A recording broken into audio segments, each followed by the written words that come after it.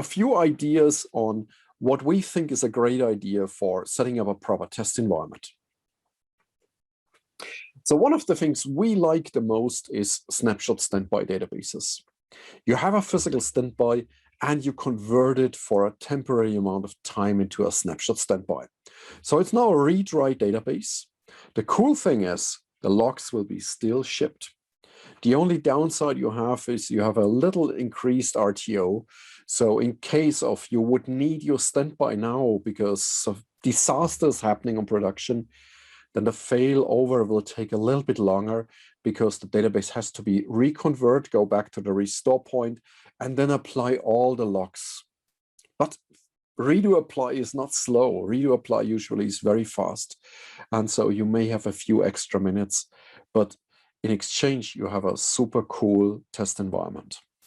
Even auto upgrade can be very well used on our Snapshot standby. Another option, which we cover actually in the seminar 6 of this series, hybrid data guard.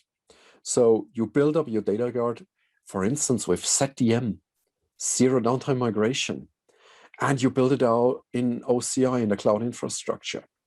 You can even create as many as you like. You can have several test incarnations.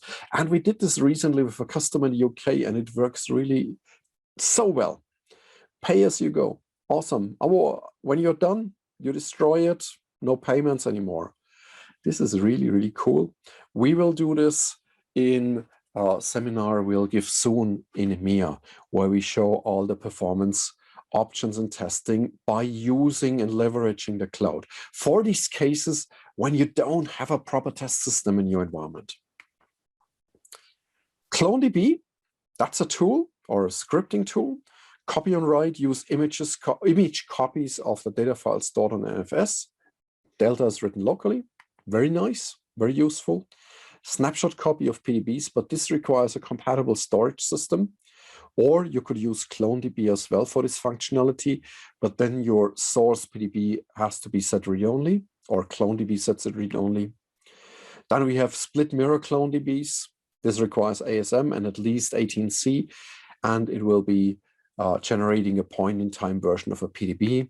And finally, on Exadata sparse snapshots. Here you can save a lot of space, actually, fast provision, and it supports most of the storage features as well.